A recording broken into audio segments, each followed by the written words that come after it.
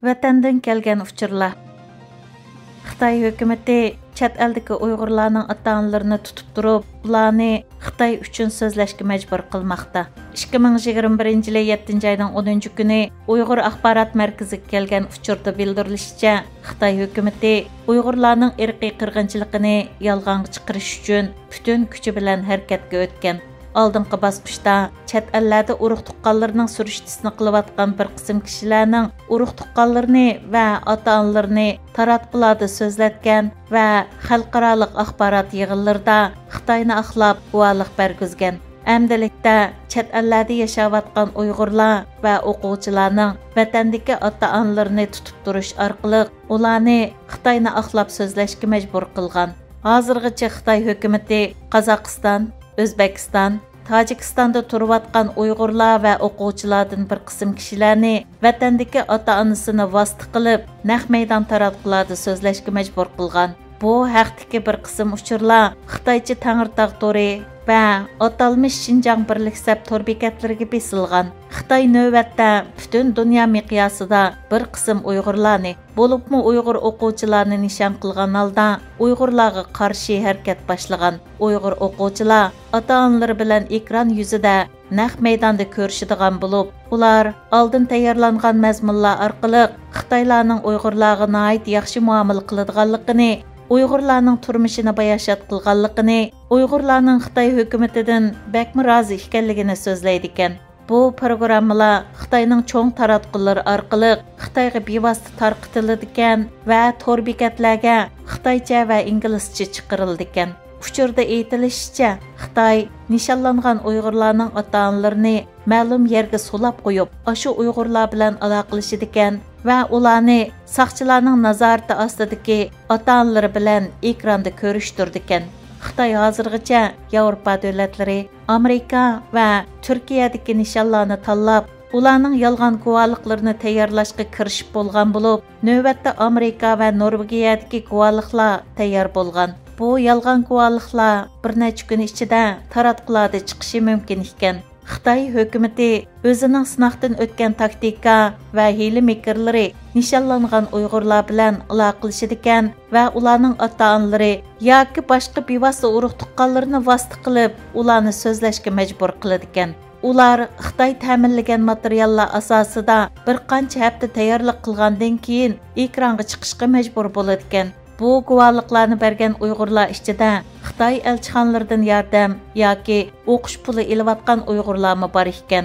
Ma'lum bo'lishicha, bu jiddiy harakatga atalmış Uyg'ur rayonining muavin raisi Jarulla Yisamidan mas'ul bo'lib, aloqa qiladigan kishilar butunlay qozoq, tungan va Uyg'urcha biladigan Xitoylar ekan. Bu harakat navbatda intayin jiddiy suratda amalga oshirilmoqda ekan.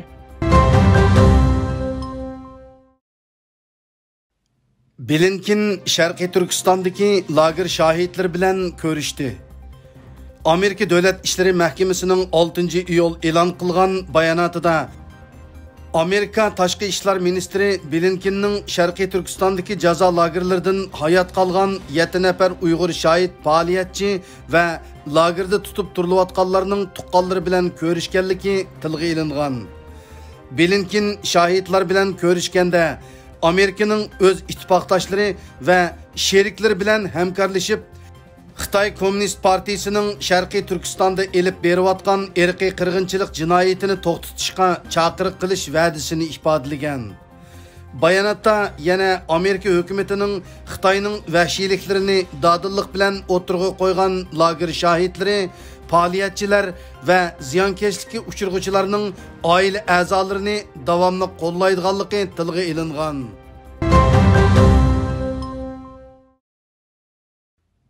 Amerika armiyasi Washingtonni Xitoy to'g'risidagi ogohlantirishga diqqat qilishga chaqirdi.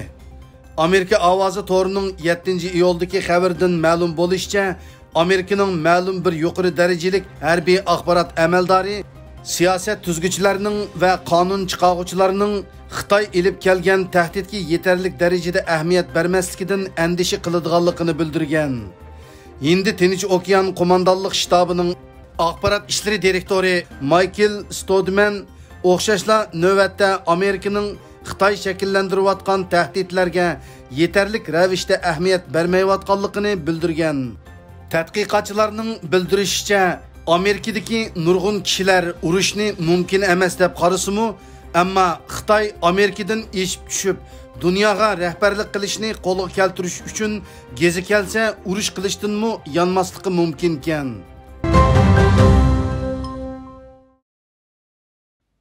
Birleşken Devletler Teşkilatı Xitoydagi qonunsiz organ yig'ilishga ko'ngil bo'ldi. Forbes to'rining 8 iyuldagi xabariga qaraganda, bir turkum Birleşken Devletler Teşkilatı mustaqil kuzatuvchilari bu yil 6 oyda Xitoydagi tutib turilayotgan Falun Gong murtlari, Uyg'urlar, Tibetlar, musulmonlar va xristianlar qatorliq oz sonliq millat to'piga qarta elib berilgan qonunsiz organ yig'ilish to'g'risidagi andishilarini o'tirg'i qo'ygan. Xabarda ko'rsatilishicha, oz sonliq millatlar masalasi to'g'risida tadqiqot elib boradigan mutaxassislar mahbuslardan eng ko'p elib elingan organlarning yurak, jigar va munguz pardasi ekanligi tilga elingan. Mazkur tadqiqotchilar Xitoyda sodir bo'layotgan bu xil qilmishlarga xotimi berilishi kerakligini bildirishgan.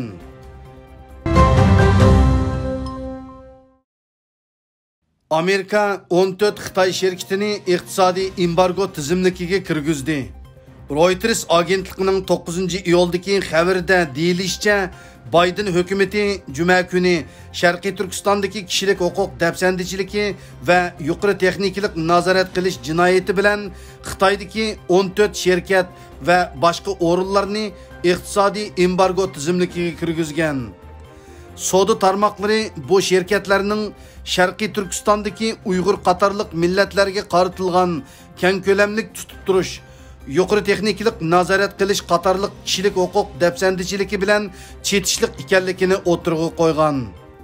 Bu embargo Amerikadagi munosabatlik tarmoqlarning Xitoydagi majburiy emgak bilan ayblangan 5 shirkat va o'rinni qora tizimlikka kirgizish qatoridan keyin elib berilgan bo'lib, qora tizimlikka kirgizilgan shirkatlar orasida Xitoy hukumati uchun muhim sanaladigan ba'zi shirkatlar mavjud ekan.